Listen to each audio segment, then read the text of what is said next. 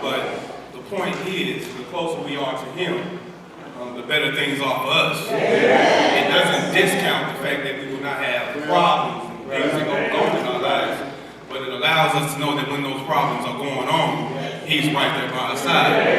Amen. Good morning. Good morning. Y'all doing all right? Thankful to be standing in the pulpit once again to preach the Word of God. Standing in for Pastor Scott this morning. As we know, he and First Lady Kelly are out celebrating 50 years of life. That himself is a blessing, so we are thankful and prayerful for them as they are where they are celebrating. First Baptist, I don't know about y'all, but I'm tired of Oklahoma Spring 2019. I'm real tired of it. I'm tired of the allergies that it has brought. Has my whole household sneezing and rubbing our eyes. I take my allergy pills and it says take one every 24 hours, but I'm taking two to maximize the ability of not having to deal with some of the ailments of allergies. And I'm also tired of hearing the sirens go off every single night, just about. My wife telling me I need to get inside. I'm that person who, once the sirens go on, instead of going to take a cover, I go outside. So I just pray that y'all just help me to make rational and wise decisions amidst those things. But nevertheless, I'm thankful that everyone is here this morning and all of us are safe. I've had the opportunity to go out to Sand Springs to see some of my clients and also to Muskogee, and I've seen some of the flood damage that has been going on around this state. And you see the stuff on TV, but when you drive past it and you see people having to evacuate from their houses, it gives you a different perspective of what's going on. So nevertheless, let us be prayerful for those who are dealing with those things this morning. But let's jump into this word. I ask that y'all give me a little bit of your time. You know, I ain't gonna hold you long. Amen. So I ask that you all please stand in terms of 1 Samuel chapter 30. 1 Samuel chapter 30, verses 1 through 6. And when you have it, say, I love you, Jesus. 1 Samuel chapter 30, verses 1 through 6. I love you, Jesus. I love you, Jesus. Amen. And the word reads, and it came to pass, when David and his men were come to Ziklag on the third day, that the Amalekites had invaded the Sabbath, and Ziklag and smitten Ziklag and burned it with fire, and had taken the women captive that were therein. They slew not any, either great or small, but carried them away, and went on their way. So David and his men came to the city, and behold, it was burned with fire, and their wives and their sons and their daughters were taken captive. Then David and the people that were with him lifted up their voices and wept until they had no more power to weep. And David's two wives were taken captive, Ahinoam the Jezreelite and Abigail the wife of Nabal the Carmelite. And David was greatly distressed, for the people spake of stoning him, because the soul of all the people was grieved, every man for his son and for his daughters. But, and I don't know about y'all, but I love when God butts into my business. And it reads, but David encouraged himself in the Lord. You all may have your seats. Heavenly Father God, I come to you right now, Lord, as I prepare to minister your gospel, Lord Jesus. I just pray that the Holy Spirit increases within me and I decrease. Heavenly Father God, we just pray that the word that will be manifested into your people will be perpetuated to their hearts, their minds, and their spirits, Lord, and help them to leave out of here differently than what they came. God, just use me and speak through me this morning. It's in your mighty, matchless Son, Jesus' name we pray. We give you the glory, the honor, and the praise. Amen. Amen. This morning, I want to speak to you on the subject, sometimes you have to preach to yourself. Amen. Growing up, when I heard the word preach, I immediately attached the word to someone who stands in the pulpit and and talks about Jesus. As my life has evolved, the word preach or preacher began to take on a different meaning for myself. I was called to be a preacher or a minister of the gospel of Jesus Christ. And what I am to do is preach.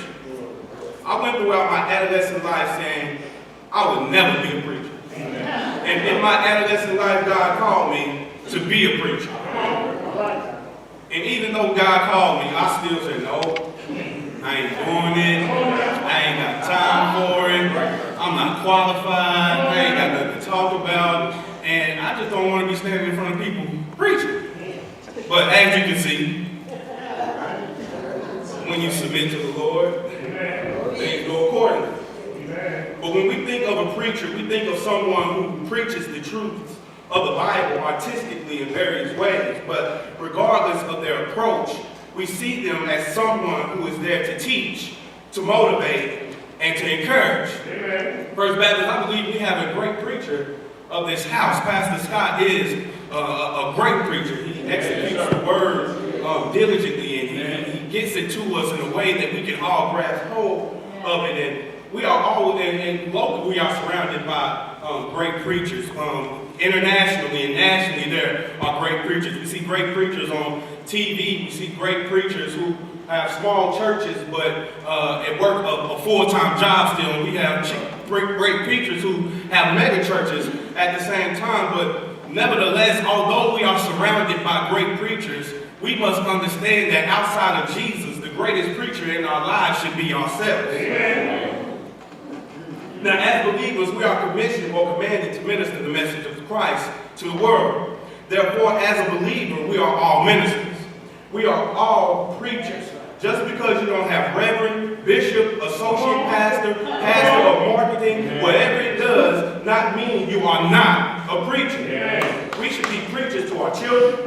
We should be preachers to our significant others. We should be preachers to our families. We should be preachers to our co-workers. We should be preachers to our friends. But most importantly, we must be preachers to ourselves. Now, this week at work, it's been crazy. My caseload is already above where it should be. And my supervisor called me on Wednesday and was just like, Byron, I need a favor. Man, I don't know about y'all, but when you hear that, you already know they got to ask you to do something that you might not necessarily want to do. So I immediately, my mind started to run, like, man, okay, what excuses can I come up with for whatever she asked me to do? And she was just like, well, a couple of our specialists, they're out for the end of the week, and I need you to fill in and pick up one of our clients here in Tulsa and take them to Muskogee. Now, when she told me that, I was just like, first off, I don't want to do anything extra. Secondly, I don't want to drive to Muskogee. So I started thinking of excuses, and I was just like, man, I heard on the news that Muskogee was flooded. So I was just like, hey, Muskogee flooded. She was just like, yeah, it is, but there's ways that you can get to where you're trying to go. So I'm just like, man, I can't get out of this situation.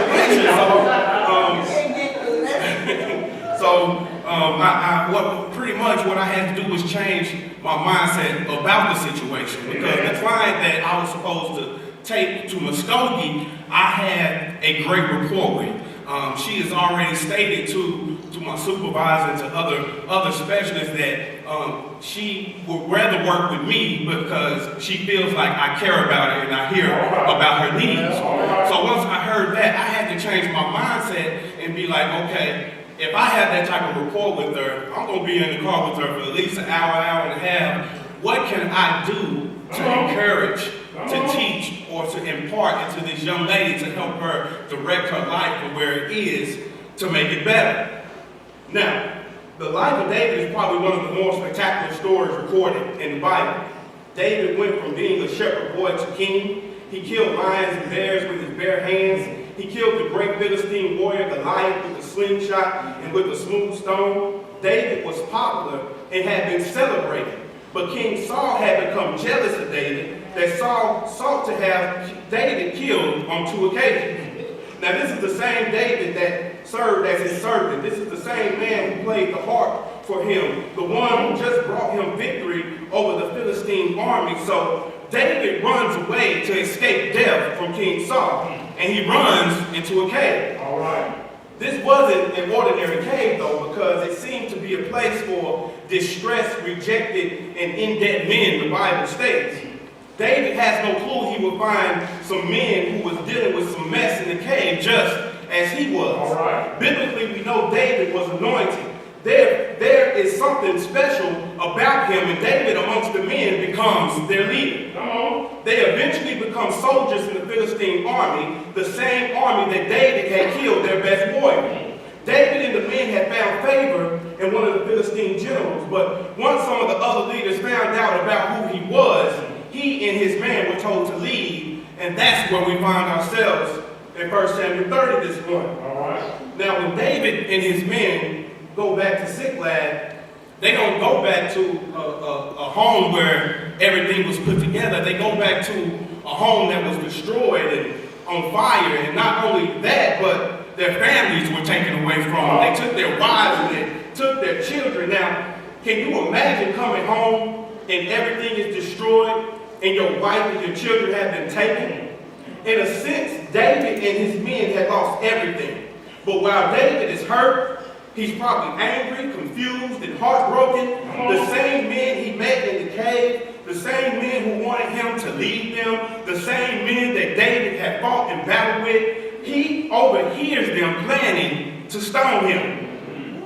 So the question I pose to you this morning is, what do you do when life slaps you in the face? When your coworker keeps hating on you, when your kids are being disrespectful, when you have $10 in your account and PSO has sent you a cutoff notice, when the doctor tells you that your time is limited, when the people in your corner have turned their back on you. First Baptist, what do you do?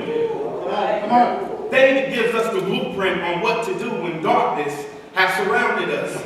It says in verse 6, David encouraged himself in the Lord, or David strengthened himself in the Lord.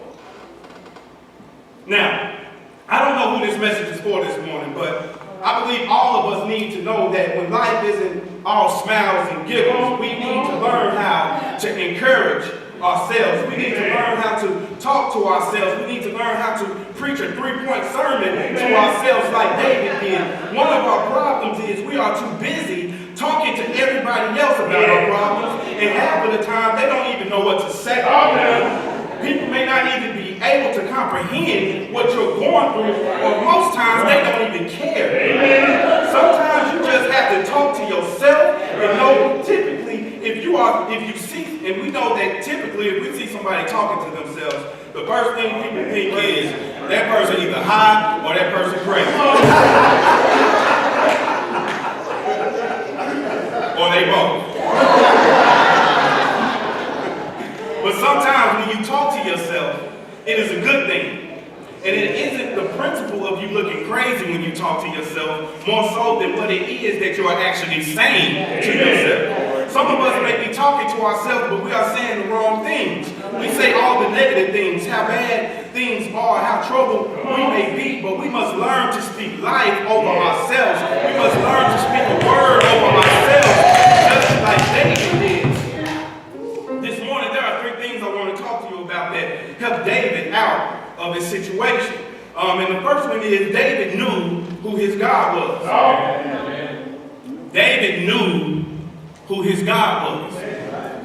I went to Raymond from 2007 to 2009, and I went to a young adult service one evening, and I mean the spirit was heavy in the place. It was an awesome service, and in the midst of the praise and worship team singing "How Great Is Our God," I began to worship and get into the presence of the Lord, and in the midst of that, I could hear God beginning to talk to me. And God asked me, he said, "Son, who am I?" All right. And if you know me, my wife will tell you, I hate stupid questions. That's one of my pet peeves. I hate when people ask me stupid questions. And I know in school they teach us there is no such thing as a stupid question. So ask all the questions that you need to. But I felt in this instant, I'm just like, God, really? You asking me who you you are? Don't you know who you are? And he said, okay, son, wait, let me change the question then. He said, who am I to you? And when he asked me that, I was baffled because I couldn't give him a direct answer of who he was to me. And this is me, who born and raised in the church, who is at a Bible college, who had already accepted my calling into the ministry, and God has asked me who I am to him, and I can't say a word. But by this moment in David's life, God had already shown David who he is and what he is capable of. God had already given him a supernatural ability to kill a giant with a slingshot. And he had anointed David as king. David knew God had the ability to turn a bad situation into a triumphant situation. God knew that God did not make mistakes. So once David was in his low point in his life, he came to the realization that even though they are discussing if they are going to kill me or not, God has been with me every step of the way. It is important for us to know who our God is to live this Christian life. We must know what our God is capable of. We must believe that we serve a God who can do the impossible. We must know who God is in a real personal way and not just corporately in the midst of other believers. We must know him in our alone time. People of God, we all go to the bathroom and have to sit down. We all sit in our cars at work before we go into work, or we sit and talk to our friends, or play on our phones before we go into class. First Baptist, we must get off of Facebook and all other social media outlets and take 5 minutes to get to know our God.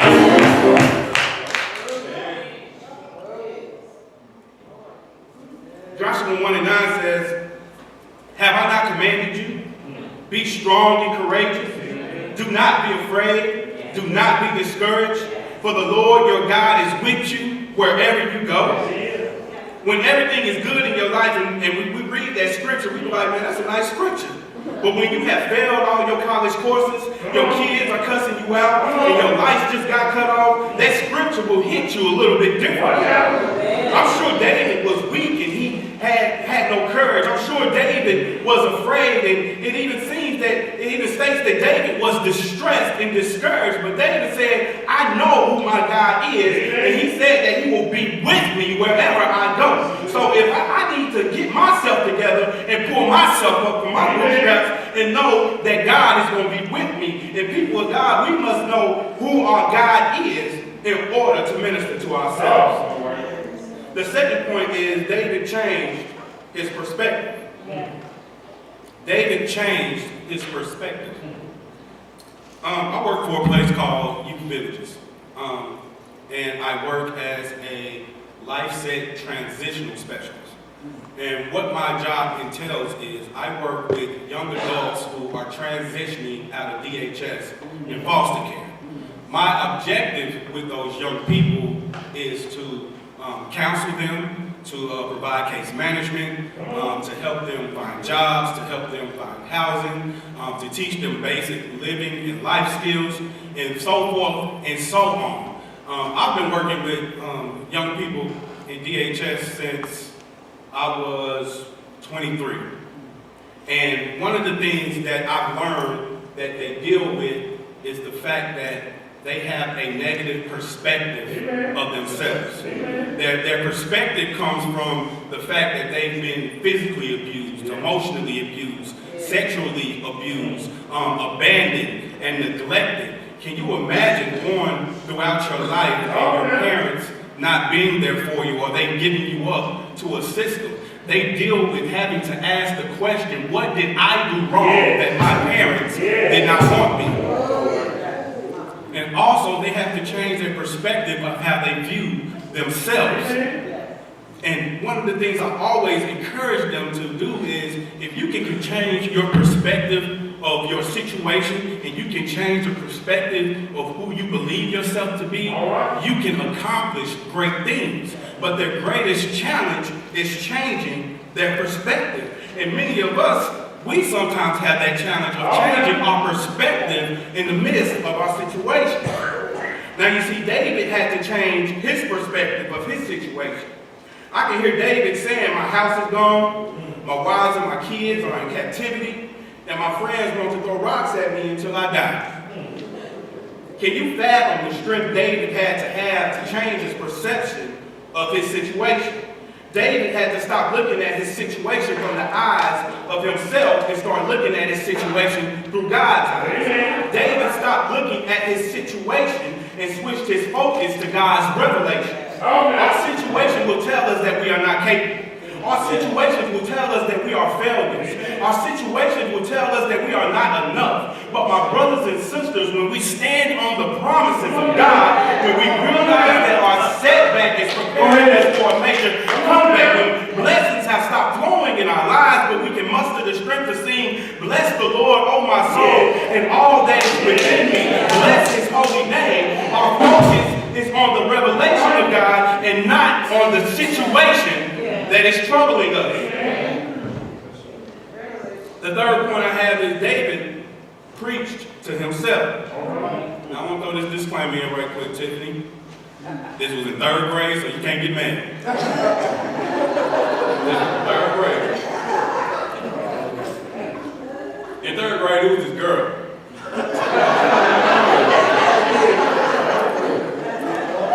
It was this girl, and like, she was the finest girl in third grade. All the third grade boys wanted her. And I would go to bed at night talking to myself. When you get the opportunity to talk to her, this is what you're going to say. This is how you're going to say it. This is what you're going to do when you say it. And I was just pumping myself up for that time. Now, she didn't never have a boyfriend. She was single, so each day went by. And I was just like, okay, I'm going to do it. But it was difficult because we weren't in the same class. Everything was like kind of offset, so I never had that time to just personally engage with this pretty girl in third grade. And it's always that one day. It's always that one day. So I decided I need to go to the restroom. So I step out, and as I'm walking in the hallway, guess who I see? That pretty girl. And I was just like, man, this is my opportunity. I said, you ready for this? You've been preparing for this for months. You need to take this opportunity and just let that girl know how you feel. So as we got closer, we walking towards each other. She looking down, I'm looking down. My hands are sweating, my heart is racing, and all this stuff is going through my head. And as we get close enough to each other, we make eye contact. And instead of me taking steps towards her, I go to the bathroom.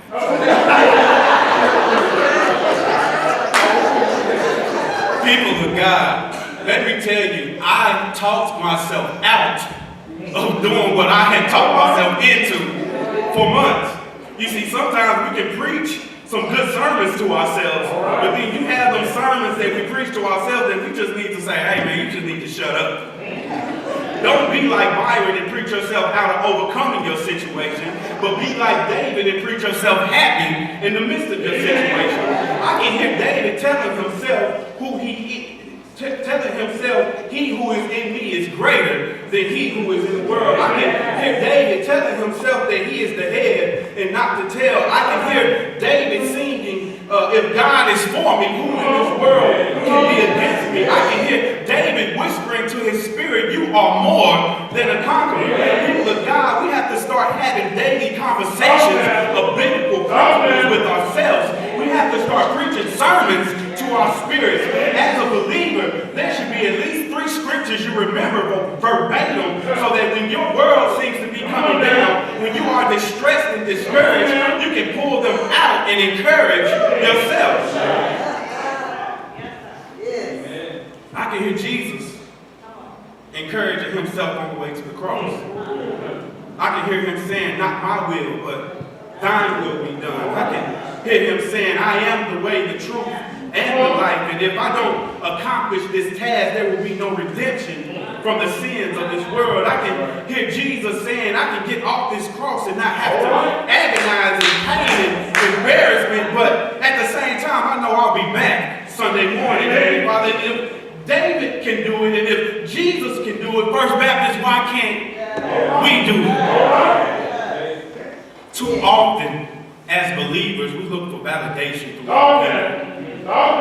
But the only people that we should be looking for validation from is God and ourselves. We have to stop picking up the phone when stuff starts going crazy in our lives. We got to stop calling our friends, stop texting pastor. We got to be able to tell ourselves that we are more than conquerors. I have victory through my Lord and Savior Jesus Christ.